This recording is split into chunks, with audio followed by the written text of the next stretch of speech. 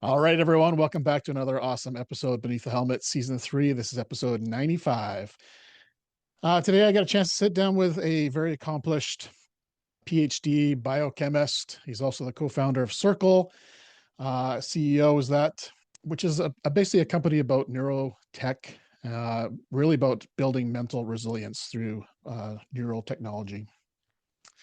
So today, I have the honor and pleasure to sit down with an individual I met at a conference earlier last year and connected with him and really want to share this technology with the audience of Beneath the Helmet today. So, welcome to the show, Nolan Beise.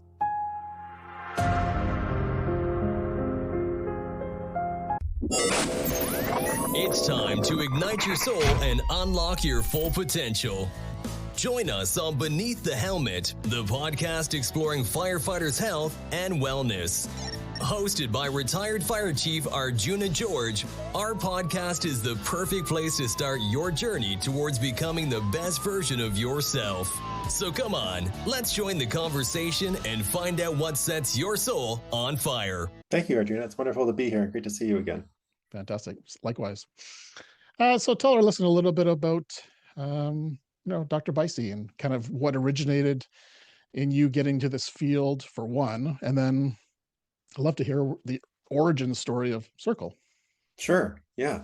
So I started off my life as not really understanding how people work and therefore not understanding how people's brains work, which was frustrating, right? As a kid, you're trying to be social with your peers, and when you don't understand how they think, it's challenging to do so. And that's evolved from me going to university. And even in university, I was always different from everybody else. And sort of was trying to navigate that and understand, why do I do weird things like sleep in the middle of a study session on a cold concrete floor when nobody else would ever do that, or never pull an all-nighter, or never sleep late because my brain always needed, sort of exorbitant amounts of sleep compared to everybody else. So then I became interested in brains and how people work and don't work. And that led me to doing more and more school until I got to doing my PhD at the University of Toronto and looking at the molecular mechanisms of how thought happens in our brain. So how molecules mediate thought, and ended up being in a biochemistry neuroscience lab studying brains for many, many years. And from that, I realized that doing the research myself was not my passion. As much as I find it fascinating, I don't want to be the one doing the research. I want to be the one making the difference in the world. Not like researchers don't make differences, but obviously there's sometimes quite a delay from publishing articles in research literature to getting out an application to the rest of the world. And that made me interested to look at what types of technology are out there to understand our brains right now. And the thing that I found on by talking with my network was EEG. EEG is a measure of listening to your brain waves, called electroencephalography. It's been around for over 100 years. So there's tons of data in the research literature that helps us understand what's going on with people's brains. And because technology is getting to the point now where we can miniaturize, incredibly powerful computers, we can start to bring some of the things that the neuroscientists research labs can do to the rest of the world. And to me, that was a really interesting and compelling place because our brains are really hard to understand. And, we don't have an ability to measure our cells how we are, right? With our physical cells, you can see it, you can feel it, you can measure it, but with our brains, you can't. And, we have, almost epidemic proportions, people suffering from some brain health issue across the population, especially with first responders. And so I thought, well, maybe there's a way where we can see what's going on into your brain with this type of technology. So that's essentially the impetus for founding Circl and starting to see, can we actually do this, and can we help people get better or avoid an issue in the first place. Love it. Where did the name Circl come from? Just is there a story behind that, or is it just something that resonated kind of with you as a name? Yeah, it's funny because initially we called the company Quantum Mind Technology. And I did that because I like the theory of quantum mind to describe consciousness. But I found that a lot of people found it offensive because we weren't actually a technology doing quantum computing. And so they decided to focus on that. So I changed the name of the company to Circl, and I really like 4-letter names. So I dropped the E off of Circl. And when you play the visual stimulus task that we run you through to stimulate your brain, you look at circles and the headset is a circle. So I thought, and then there's also a circle of influence between how your brain regulates your body and how your body supports your brain. So I thought, the circle makes sense. So that was our evolved company name after the first year. Always like hearing the kind of origin story of how people come up with their names of businesses, right? I think there's always some gold in that, right? Mm. So I'm curious, going through all your schooling and obviously maturity through life, do you feel more comfortable in your own skin now of who you are? Has that changed for you? Yes, very much so. So Yeah. it started off where initially I was assumed that everybody else was wrong because they didn't make sense to me. So it's everybody else's fault. And then as you get older and more mature, you realize, well, there's sort of a one fact with all of this, and that's I'm the center of it. And so I have to realize that if something's going to change, it has to be me. And so I ended up getting a job somehow as a salesperson at a home supply store in Telkwa, British Columbia. And it's the first time I really had to talk. And I'm a really heavy introvert. So talking doesn't necessarily work for me. Or at least it's very tiring to do so. But then that's the first time where I learned how to talk to people and figure out, how to actually communicate. And from that, I've been constantly evolving that to now I'm getting more and more comfortable talking to people and comfortable talking to you. And I actually start to enjoy it. And so it doesn't fill my cup like true extroverts, but I do enjoy sharing ideas and helping us sort of understand something new by talking to each other. That comes down to connection, right? It could be one person or it could be a whole room of people that you're talking to, but it comes down to building that connection, right? So 100%. Yep. So tell our listener a little bit about Circl and how the technology could help build resilience and help combat things like burnout, PTSD, or support them, not necessarily combat them, but support your recovery through those, and maybe even prevent it in the future. Yeah. So what our technology does is it stimulates your brain in a very specific way to measure how well your brain is processing the world around you. So when you are walking down the street, your brain is building an active three-dimensional representation of reality. And if the things in your reality are not moving, they're inactive objects. And so your brain knows they're there. If you close your eyes, you can still point to them, but you're not being constantly stimulated by there's a building there, there's a building there, there's a building there. Once you know it's there, you just know it's there. And you update your map as you walk past, but it stays there. But if something happens where somebody does something or a car drives past, there's now an active object in your field of view. And what your brain does is it says, what is that thing that's happening? And should I do something about it? So we're measuring your brain's ability to process things that you have decide whether or not you should notice it. So we're actually measuring before you even know that you noticed it.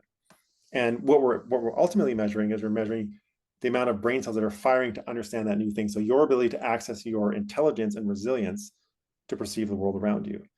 And with firefighters and first responders, often they push themselves very hard. Same with healthcare professionals.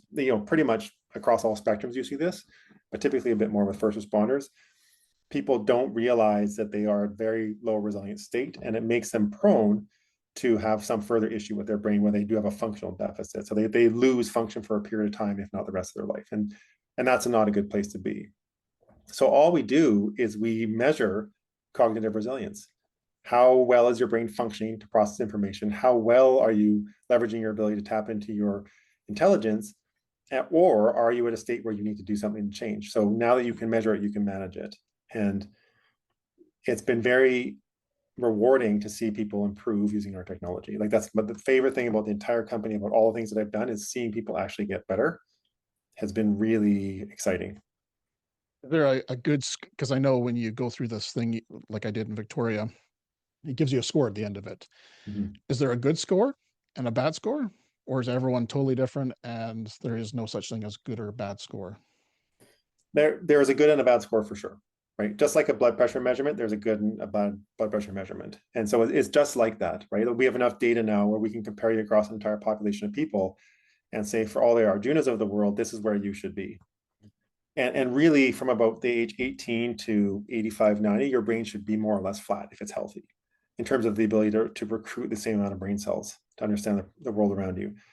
So we have a number of categories about what's good or bad. And we've seen people move themselves from being very, very low to to actually reasonably healthy scores, all the way from people who are 89 for one person I'm thinking of, to people who are in the middle of really hard careers where they're district managers for police, working with tons of people. They have a very busy schedule, very stressful job, but they still find ways to improve their score despite all that because they can measure it now and they can manage it. I'm not afraid to share it, but my score is 54, and I recall, that was maybe 3 years after burnout, that I'd been off work, just about to go on stage in front of 300 fire chiefs and executives. A little bit of nerves and everything going through me, a little bit of maybe a cold lingering in my body. And 54, that's pretty good for all the stress that I felt that I was under. I would say so. Yeah. Is 54? Yes. Yeah. 54, if you're at a conference and stressed and maybe weren't sleeping well, Mhm. 54 would be a totally acceptable score. Cool. Yeah, because I know there was others there that were in their 20s, somewhere in their 80s, somewhere in their 70s. It was all over the map. Some were two at that conference. Oh, wow. Yeah. Ooh, wow. Hmm. And it's interesting because what happens is, for the people that are really, really low, like the people that are below 10, I always say, hey, how's your brain, when they walk up and they tell me a story, and it's like, a little bit of context. Say, great, let's measure your brain, see how you're doing. And then they get like a 2 or a 4 or like something really low. And you just see the mask drop, and they just look at you, and they know that how they're really doing. And then the story gets a lot more complicated. And all of a sudden there's all the other details that come out. And essentially what you and they both realize is the thing that they've been hoping wasn't going to catch them. They was hoping that it was going to fix itself is not fixing itself. And they are in a place where they are really, really low. And they have to now make a hard decision. What am I going to do about this very low brain score that I have? Because I don't want to get to a functional deficit. And these are often very high performing people. Like, it doesn't mean that they're not intelligent or highly accomplished or highly capable. It just means that they're putting themselves at risk because they are absolutely, exhausted, chronically exhausted for probably decades to get a score like that. Bleeded of everything. Yeah.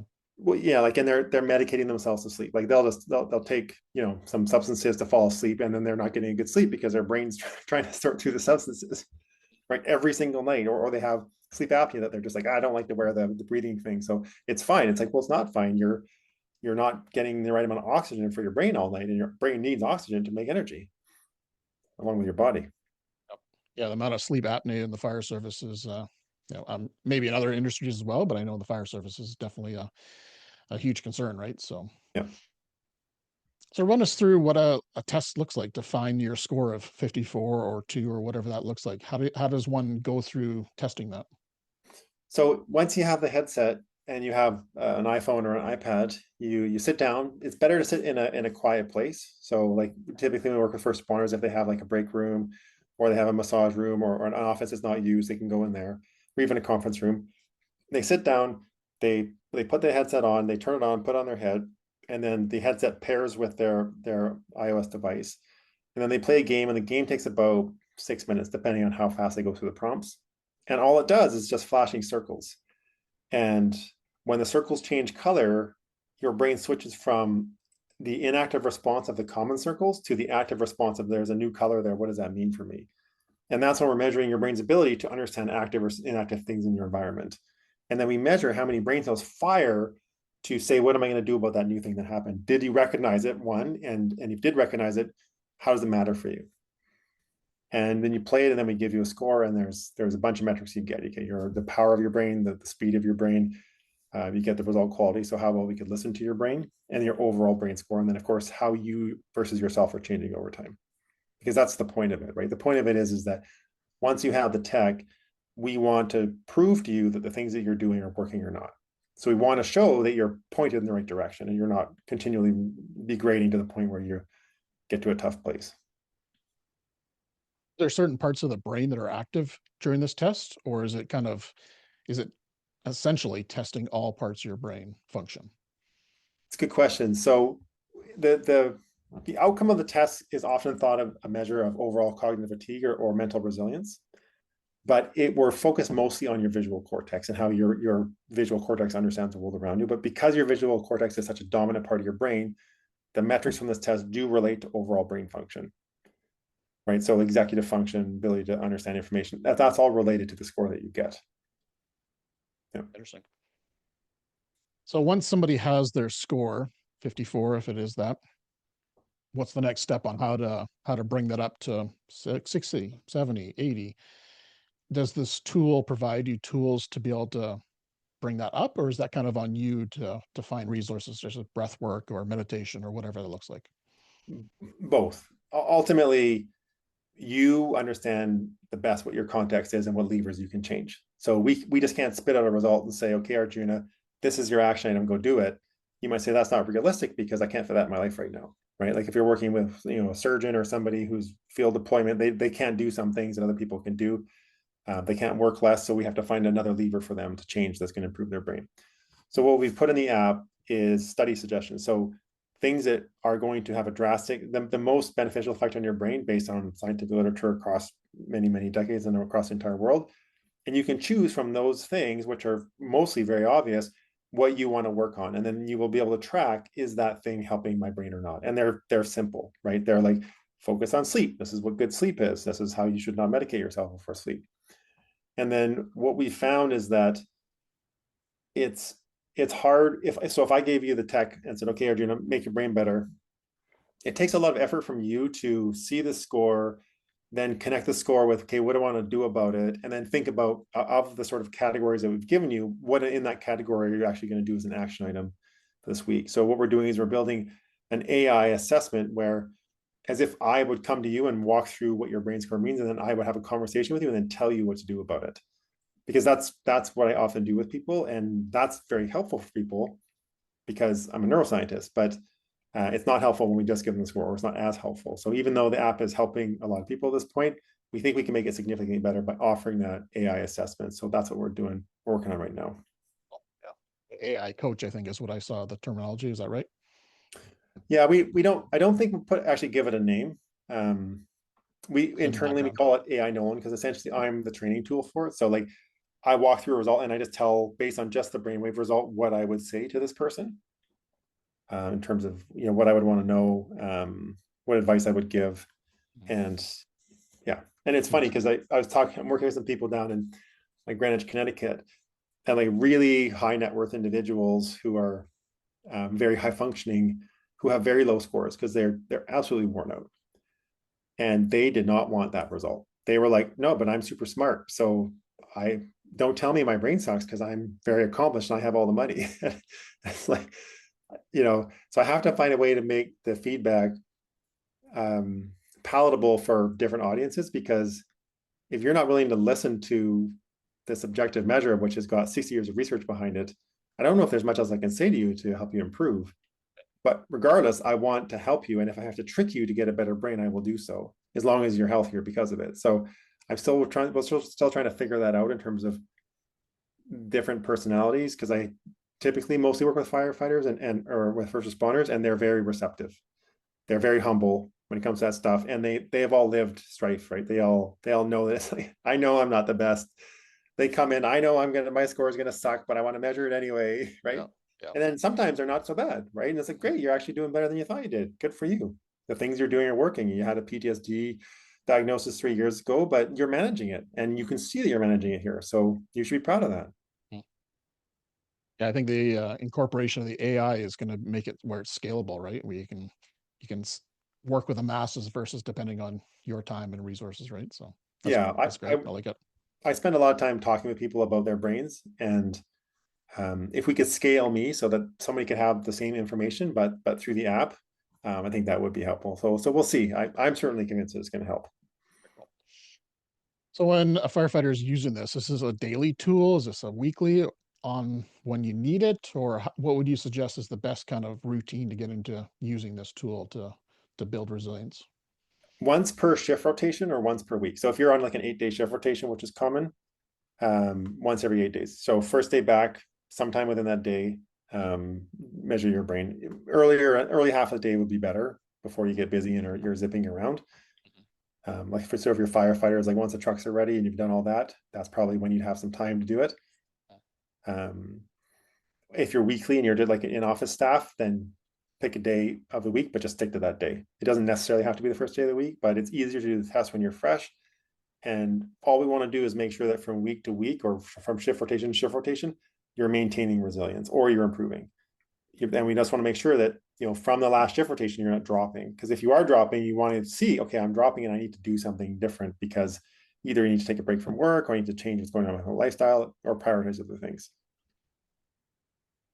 Keep popping in my mind about coffee as a substance that we use on a regular basis in the fire service. Yeah. It's pretty much what fuels us. I'm assuming that probably makes some impact on your score when when you're highly caffeinated. So maybe considering that when you're doing your testing, would that be appropriate? Or So if you ate sugar and drank coffee, your score would go up a little bit. It depends how much coffee you drink, because coffee doesn't have a ton of effect after you're drinking it all the time. The only thing it does do well is it makes your body less able to tell how sleepy you are, and it makes it harder for you to get a good night's sleep. And it's funny because I work with people and they're like, "Oh, I'm an excellent sleeper. Like I fall asleep immediately." And like, it's like, "Oh, great. Well, how much you sleep?" "I sleep about 4 hours a night." And it's like, "You're an excellent sleeper because you're exhausted. Like you're not sleeping enough." totally. Jeez. Yeah. So Yeah.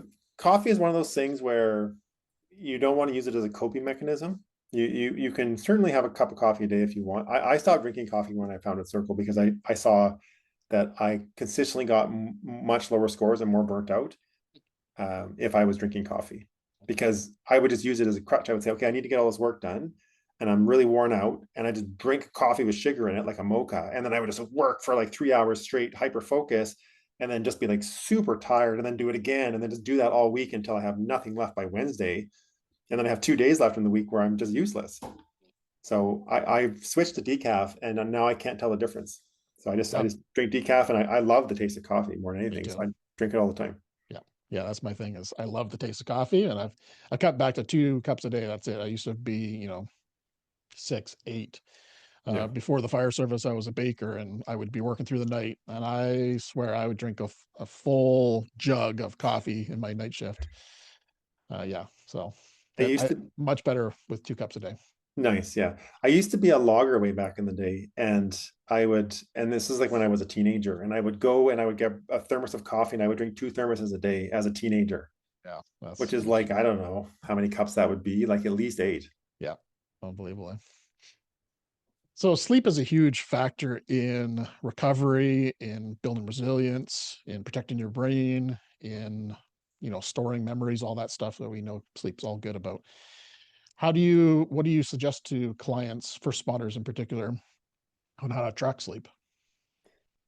Uh, Definitely track it. So that would be my first advice, which you already intuited, is do something to track your sleep, because if you don't track it, you're just going based on what you feel, and what you feel, it depends on how your circadian rhythms line up to when you woke up. It depends on how much natural light there was. It depends on a bunch of things, right? You can still feel rested and wakeful even if you got not enough sleep, if your circadian levels line up and you just happen to wake up at the right time and your body feels awake now.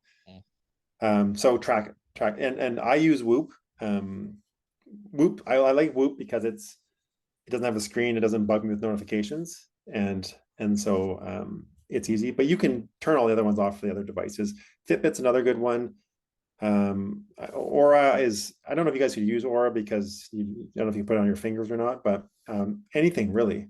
Yeah. Garmin is one. So as long as you're tracking it to sort of see what works for you, and you should be able to learn things very quickly about what's helping you sleep better, which is like, if you eat close to bed, what does that do to your heart rate? How well you're sleeping, what's your sleep core based on that? If you have caffeine later, if you exercise late at night, how that affects your sleep. If you are, stimulating yourself with phone and lots of blue light, how does that affect your sleep? But there's lots of things that can affect your sleep hygiene that you should be able to figure out reasonably quickly to really maximize your sleep. So wearable would be the answer. Doing it by just feel is probably not accurate. Is that right? It's hard to do things by feel, because there's so many confounding factors in terms of how you feel. Yeah, I agree. Yeah, I always thought I slept pretty decent actually until I got my Aura ring.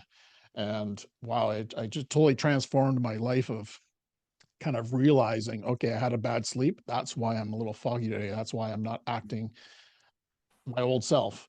Yep. And then I can track it when I'm like, oh, I had a really good sleep. And it almost preps me for the day of like, yep, you had a good sleep. Let's take on the day, right? It Yeah. almost gives you a little boost of support Yeah. by saying you had a good sleep, right? Having a good sleep score. It can get a little addictive though. Keep checking your sleep score. Yeah, I've heard that where people, Yeah. sort of get a little bit obsessive compulsive about like tracking their biometrics. Mhm. Yeah, I think the irony with all this stuff is that at the end of the day, the thing that is the healthiest for us is to be in a natural environment. And so the more we're looking at screens and interfacing with electronics, probably that's not good for us overall.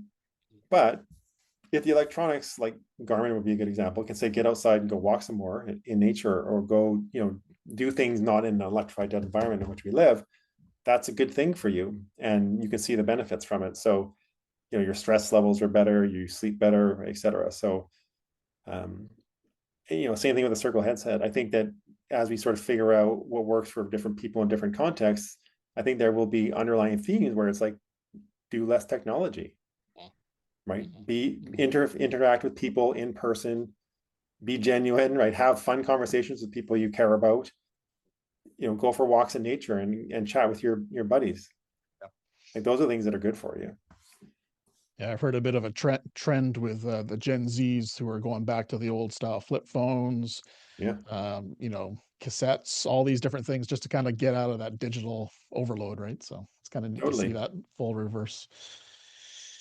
So for the firefighter listening right now, how would one incorporate this into their fire station? It would be one unit per shift, is that right? Or one unit per department? Or how would that work for somebody who's interested in this process for themselves? It just depends on the size. So, Yep. if you have a very big department, you might need multiple headsets, but typically one can go through last for quite a few people because everybody has their own individualized account, right? So you have your own secure, encrypted end-to-end account. So you sign up and then you can log in either through your biometrics or through a PIN or through your device, whatever you want. So you can either have an iPad and a headset, or you can use your iOS device, whatever works for the individual. And then what they would do is they would have it in that room where you could measure your brain, and then people would just go in and they would measure it. And then what we've been seeing is that it very quickly becomes a competition for most people where they're now talking about it. And I'm sure you're not surprised about that.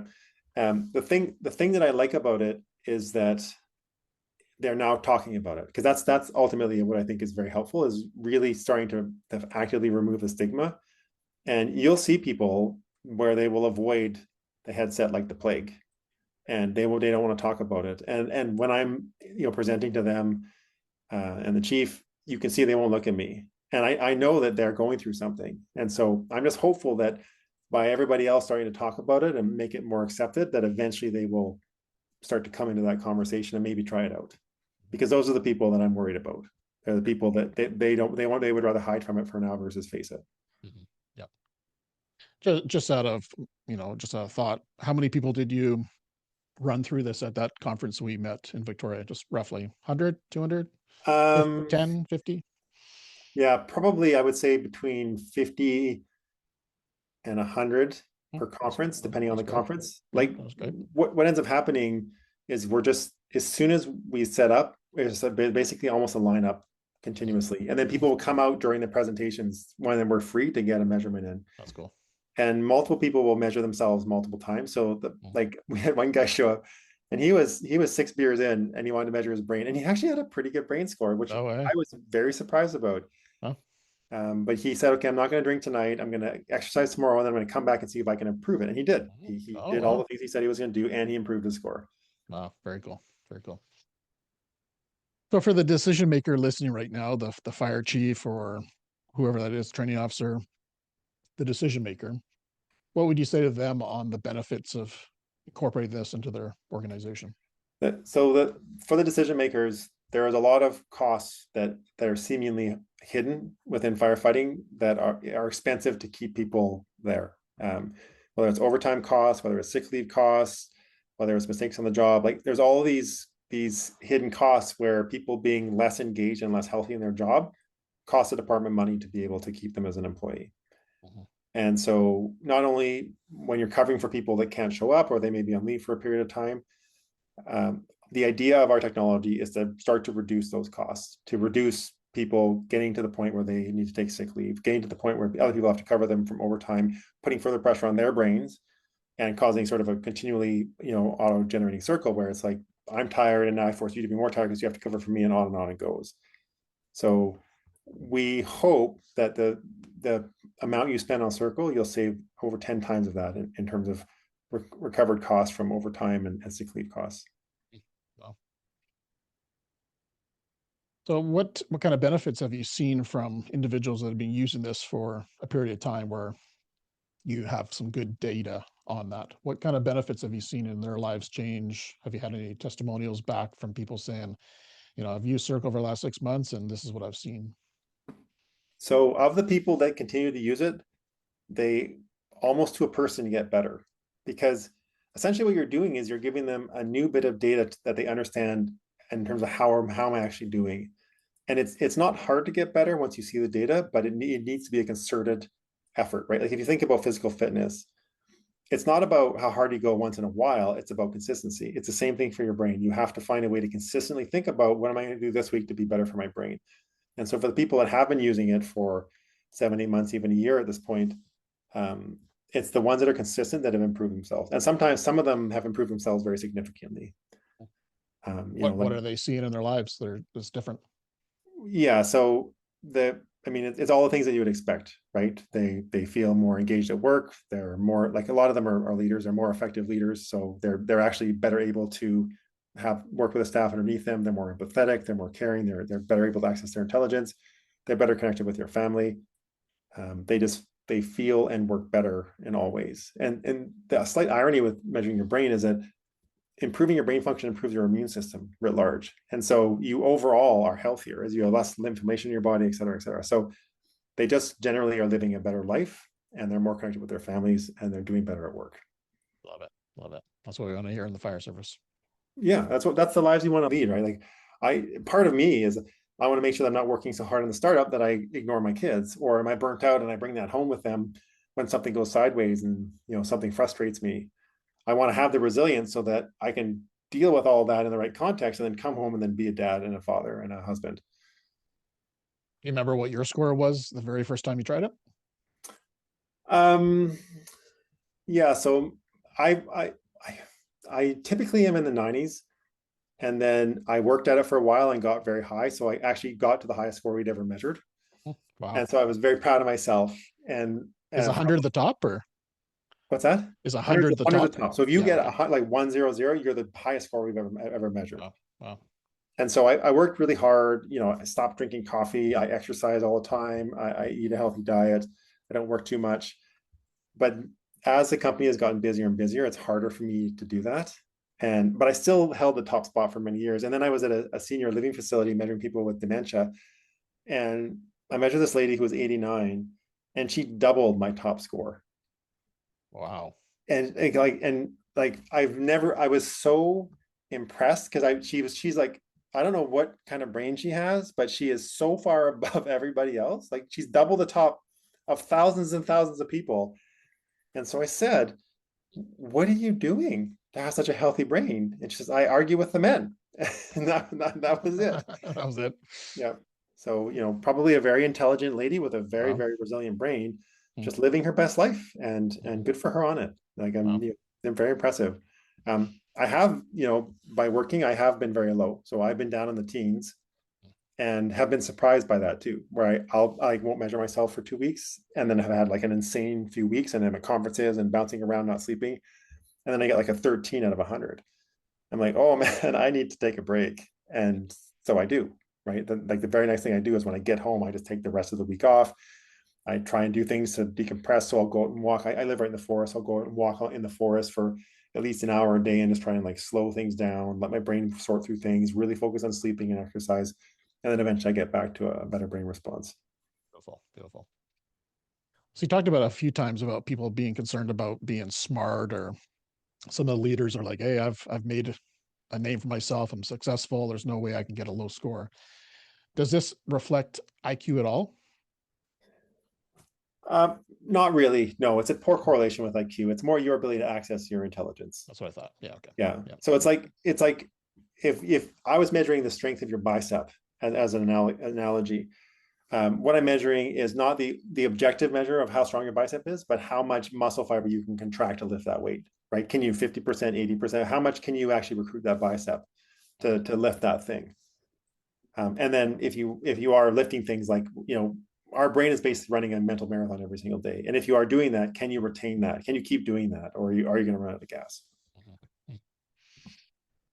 So, as a neuroscientist, somebody who's passionate about the brain, what would be some of the things that you'd recommend to firefighters to keep care of their brain outside of, testing it with a Circl?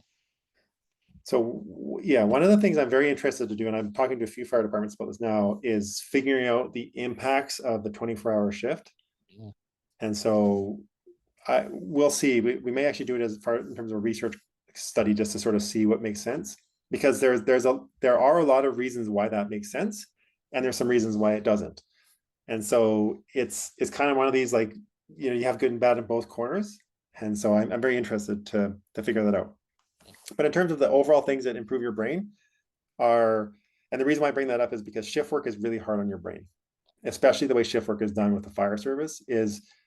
It's too close together from switching to day to night. Our brains aren't good at that. So if I was a policymaker in a fire department, I would make those shifts far less frequent.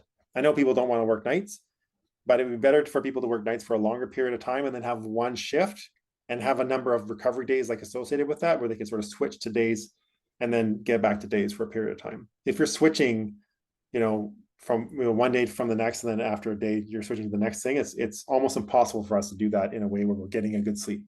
So that would be my first thing, is think about how you can better improve that transition from shift work, because the same thing is in healthcare. They are exhausted because of it. So sleep is the first one. Second one is exercise.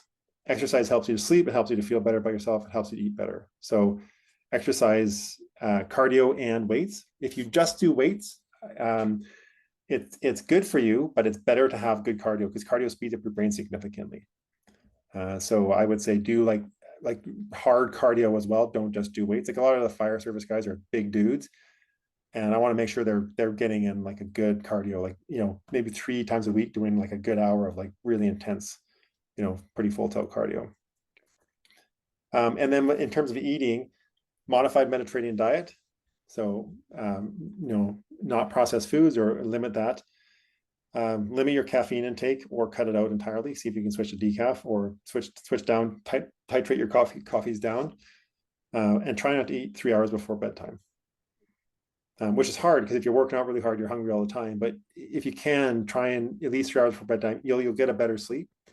And then reduce stimulation. So like be comfortable with downtimes, because what ends up happening is when people are really tired, they want something to make them feel better. And so they'll just look for little dopamine hits, whether it's on social media or surfing the internet, or things that are bad for you ultimately.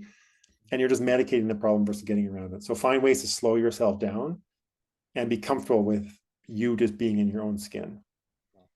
And that'll help as well. And then be social with people that you care about. Have genuine conversations. I was gonna swear, but just BSing it with the boys is fun, depending on what kind of personality you have, whether you're extrovert, introvert, or somewhere in between. But it's also good, and it activates a bunch of centers in your brain to talk to people that you have really good connections with, and that could be your work people you work with, or your family, or both, or whatever works best for you. And then probably one of the most important ones is find ways to regularly have fun. The same kind of fun that you would define as when you're a kid. So as a 10-year-old, whatever you think is fun, do that. Like, do that version for you. So if that's like sports, or Dungeons and Dragons, like, it doesn't matter what the thing is, do that thing, and have the laughing fun where you're genuinely in the moment, present, and just doing something that you deeply find fun. I'm very curious about that, because that was one of the things that I noticed going through burnout, that I lost having fun. The word joy was the word I used in my book. Was I didn't know what joy was anymore. Yeah. So how does having fun affect your brain health? So what happens is as humans, we are almost 100% driven by dopamine. So dopamine makes you want to live. Dopamine makes you want to do everything. Dopamine makes you want to eat. Dopamine makes you want to love somebody. Dopamine makes you want to look at social media. dopamine makes you want to do a good job. Like there's the dopamine is a driver for most of what we do. And what happens when you're burnt out and there's perhaps some associated mental health issues associated with that is your brain doesn't produce much dopamine. And so you can't actually feel joy. It just goes away because what happens is you get rewarded. So if I say, hey, Arjuna, let's play this game and we're going to play a game of cards. And if you win 10,000 bucks. If you're depressed, you won't really care that you won 10,000 bucks because you're not producing as much dopamine as you should, or whatever the thing is that you want to do, right? Maybe you don't care about 10,000 bucks. So what you want to do is you want to activate those dopamine circuits and find ways to have fun because it is engaging, it is present, and then it allows you to get a little bit of dopamine so you can try to find healthier versions of medicating yourself around the stress and the burnout and the potential mental health issues that you're dealing with. Interesting. I like that. Yeah, it definitely made a huge difference in my life. Like I talk about it a lot of my workshops and conferences that I hated watching TV unless I was learning something. But Mm-hmm. now I enjoy watching sometimes just turning off the brain and well, that's how I feel anyways. Yeah. Just watching a funny comedy show and laughing, right? It's Yeah. starting to change my life for sure, right? And playing games, card games, things I would never do as a fire chief Yeah. because I was just too busy working, right? Yeah. Yeah. Yeah. And now your brain is better producing dopamine, so you can get more joy out of things. Right. And that's the thing is if you can have a healthier, more resilient brain, you can feel more joy in your life. And more joy generally has you doing more healthier things more regularly because they feel good to do. Love it. So you did mention water. How I'm assuming water would be pretty critical. Yep. What's your thoughts about water and brain health? Yeah, stay hydrated. I mean, Yeah. it's everything that we know, right? Yeah. So it's often people are not as hydrated as they should be. It's Mhm. I mean, you can't really overhydrate unless you really make a concerted effort to do it. Like in theory, you can kill yourself if you drink too much water, but that's true for pretty much everything. So, just have a water bottle with you, something where it just sort of follows you around. And so when you do have that sort of thirst response, you'll just drink a little bit. And you just have a sip here and there. You don't have to be chugging huge things of water and you're walking around with big protein shakes. Just have a bit of water in a thing that you carry around. And that's enough for that. Like you don't need to go overboard with it. So you mentioned going back to the sleep and the shift schedule. There's also a lot of volunteer firefighters that respond in the middle of the night outside of their day job to an alarm at 3 o'clock in the morning. Yep. I'm assuming that is maybe even worse than a shift schedule where you're working days and nights, or is it same? Um, it depends. I mean, everything depends. So it can be certainly like I have friends who work in the fire service. One of them was in corrections for a long time, and corrections is one of the worst places to work for your brain. Period. Like Really? it's a very challenging. You're essentially in prison, right? Like it's a very challenging environment to be in. And so for this individual, it was really tough because you're dealing with inmates and like very stressful, physically dangerous environments all day, and then you get a call in the middle of the night and you have to deal with it, and it's a tough call. It's a kind of call where you're never going to drive past that spot and not get triggered again, right? Like you maybe not have full-blown PTSD, but you're going to remember that. And so it can be, yeah. And it can also be where because they're volunteers, some of them are really want to join the fire service. And so they're not treating themselves appropriately and they're trying to tough it up inappropriately. And in this case, this person completely burnt out and is not able to work anymore because of it. Yeah, because I would imagine if you're used to sleeping, 7 hours a night on a normal schedule, 10 o'clock at night, you go to sleep. But then every other night you get woken up by an alarm that you're not used to waking up at that time of the morning. It's got to affect your brain health somehow It over years, especially. it does for sure, but I would still say that probably shift work is still worse. Interesting. Okay. Good. Yeah, like because if you think about like you must have lived shift work at some point in your career. Shift work, but always had a pager my whole career. So Yeah, both. I had shift work and a and the pager. pager. So you got Yeah. called and had to go. Yeah. Yeah, Yeah. yeah, because I know for shift work for some of the people I work with, they don't get a good sleep when the shifts switch. Right. And they're getting 3 or 4 hours a night max. Mm-hmm.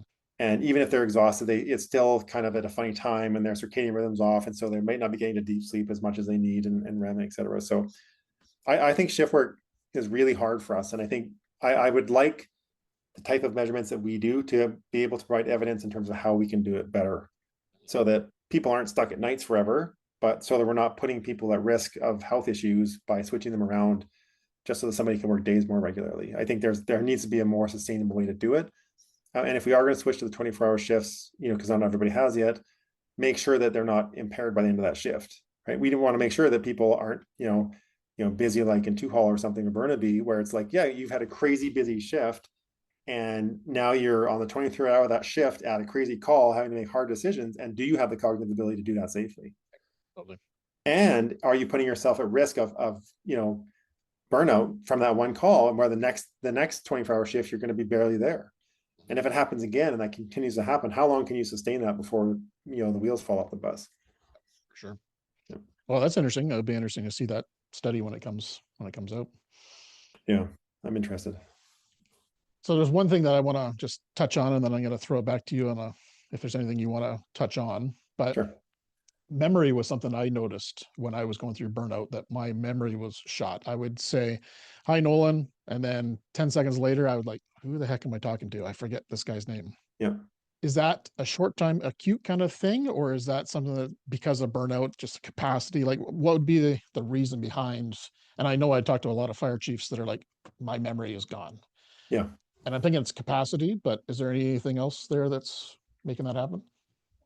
Well, there's two main things when your memory is poor like that. So your brain is so exhausted, it doesn't have the resources to do two things.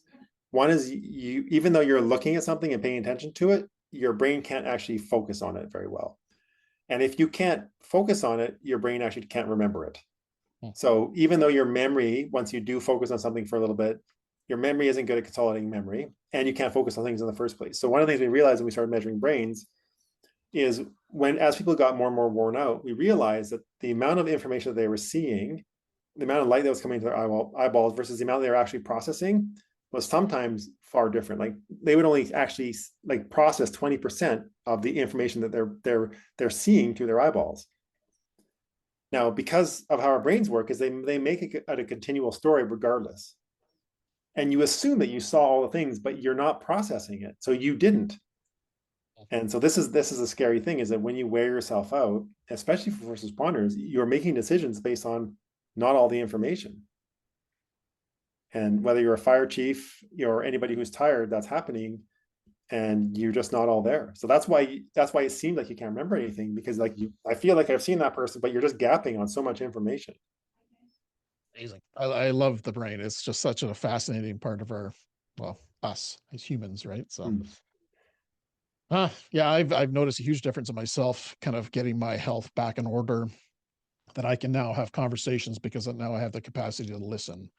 Yeah. That's something I talk to a lot of people about, is the power of just listening and being present with somebody. And to have a podcast interview like this 5, 6, 7, 8 years ago, it would have been extremely difficult for me to even just sit here for an hour listening to you talk, think about questions. It wouldn't have happened. It wouldn't have happened because my brain was just at capacity, right? Well, this is the whole thing, is what would you have given to have this version of you throughout your career? Oh, 100%. Like, you would have had it, like, you were a fire chief, you did very well, but you still would have had an entirely different career, different experience. You would have been different with all the relationships in your life. Like, everything would have been as much better as it is now versus what it was then. Like, the difference because you've lived it. 100%. And the thing that I want to get to is, let's not wait Yeah. end of your career or end of one of your careers to then trying to make you healthier. Totally. Because, on the one hand, there is a public safety risk associated with it, right? Like, people are making mistakes, surgeons included, which they've self-assessed to me, where they just don't have the cognitive resources to make the right choice. And that's not their fault. Yep. So we've got to find a better way to support them so they can live a healthier life, have a healthier family, have, more joyful life, but also be better at their job and be more safer in terms of who they're helping. Yeah, it's a game changer, because we make decisions, life and death, every single day. Yeah. As first spotters. So being able to make that clear would be a game changer. Yeah. So Nolan, is there anything that's kind of on your mind that you wish I asked you that I have not? No, very interesting conversation, Arjuna. Thank you. The thing that I'm the most interested in, especially with firefighters, is just how do I find a way to help? Because what happens is, I talk to firefighters across North America, and it makes sense to them, but then finding a way to actually implement it always seems to be slow with firefighters. Like we work a lot with police, but firefighters are 10 times slower than police in terms of getting this going. And it drives me nuts because I started working with firefighters when I founded the company. I was like, firefighters are who we're going to help. They're these great guys. They seem so engaged. They love the technology, which they do. But then getting it started, I just run into never ending roadblocks. And so if there's anything that I can understand in terms of how to help, please let me know. I'm assuming is that the decision makers not understanding it, or is it the firefighters themselves not understanding it, the benefits of it? The decision makers typically. Yeah, yeah. Yeah. Because I would say the firefighters, they want to try everything to make themselves more optimal, right? Yes, Increase their performance, be stronger, be smarter. That's what firefighters are built around, right? So yeah. well, like I'll go give a presentation and I'll measure a bunch of brains afterwards, and I'll have firefighters come up to me like, I'll pay for this personally. I don't care what it takes. Like I'll have that from like a whole bunch of the guys, and then it never happens. And I'm like, they were like, we'll pull this out of this budget versus this budget versus this budget, and then I just can't get it to go. And a year later, I'm still talking to them, being like, what do you guys think? Like, Right. Yeah. I want to help. I'll do whatever. Yep. I'll bend over backwards as many times as you Right. need to make your guys' brains better. Let me know how to help. And Mhm. it's just stuck. So how can people learn more about the business? Maybe connect with you, look into, doing a demo with you. How's that? How'd that process go? You can reach out to us through our website. You can reach out to us at sales@circlebrain.com, or you can reach out to me at LinkedIn. We're pretty responsive on all of that. We have a sales team. We're always happy to come do demos. We're always happy to come talk about it, give presentations. I find that because it's such a new technology, it's better if I come and talk to most of the guys. So if that might take a few times, I'm happy to do that, just to make sure that people understand really what's going on here, and then try to work through how do we actually implement this. Cool. So a demo would be pretty much face to face. Demo is always face to face. Demo Yeah. is we will come to you depending Yep. on where you Yep. are in the world, Yep. and we'll typically give a presentation. We'll have a bunch of questions, and then we'll usually measure maybe 10 people's brains, depending on how much time we have, just so people know, oh, this is fascinating. The reason why we can only do so many brains is because every single time I start measuring people's brains, their story comes along with it. So they open up as soon as you're in this sort of measurement kind of like pseudo doctor relationship with them, they want to tell you all the things. And I don't want to say like, thanks for seeing your brain, get out of here, right? Like I want to be like, I'm very interested to help you, and so I want to know the things, and I want to help if I can, and so I give advice, and I'm more than happy and genuinely listen to their story. Well, like you mentioned before, it builds trust among each other, uh, kind of smashes the stigma about talking about our brains and our mental health and Yeah. our health in general. There's so many benefits that are outside of just brain health for team that I could see out of this system, right? Being used in a department. It's going to increase the teamwork, the collaboration, Yep. the network, the communication, so many different elements, right? Yeah, all the things will get better synergistically. So it won't be like 1 + 1 = 2. It'll be like 1 + 1 = 10. Mhm. Because the culture is better, the conversations are better, people are more proactive, people are more supportive, people are more empathetic, and on and on. People are better leaders. Love it. Yep.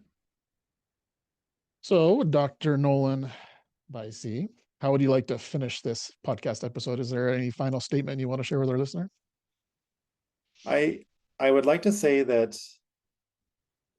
measuring your brain is about understanding, how you're doing, and we typically wake up every morning assuming our brain will do the thing that it does.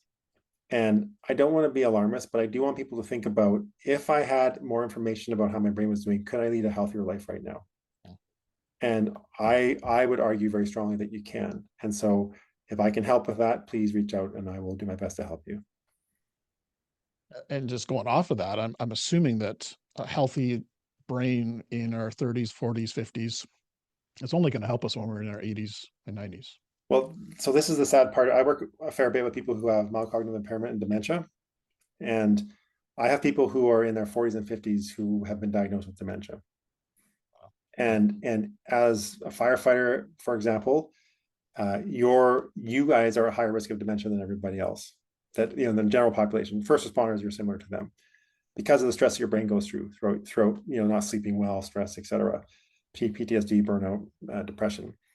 And so I want to help you be healthy now so you can be healthy later. Like it's a win-win, because when I'm working in these senior living facilities and dealing with people who are 60 and have dementia, it is so very sad. And I want to help them too, but by the time you get dementia, you've lost 60% of your cognitive function. And so let's deal with this now so that you can have a good job now, but keep yourself healthy for the rest of your life, because your chances of doing that otherwise are 1 in 2. I think that was a good way to end it, because I think that's kind of what we want, is a healthy retirement, right? We don't want to be doing all this for our whole career of 30 years and then all of a sudden, boom, have a terrible retirement period. Exactly. Right? So yeah, exactly. Love it. All right, everyone. Hope that you enjoyed this awesome episode. Hopefully it inspired you to, concentrate and maybe look at your brain health and see ways on you can strengthen that, build resilience in your brain. And Circl could also be part of your toolbox. So if you're interested in this, make sure you reach out to Dr. Beise and see if Circl is a right fit for your organization. If not, just maybe concentrate on brain health and how that's going to impact you for your years to come as a firefighter, decision maker, whatever that looks like. All right. Thank you so much for your time and sharing your wisdom. It's much appreciated. Our network and our people beneath the helmet will definitely enjoy this episode. So until next time, stay well. All right. That's a wrap. Thanks, Adriana. That was good.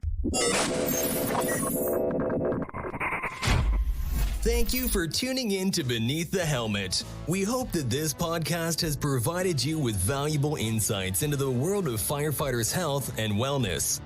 Remember, caring for your physical, mental, and spiritual well-being is crucial to achieving optimal performance. Join us next time on Beneath the Helmet for more inspiring conversations. Until then, stay well.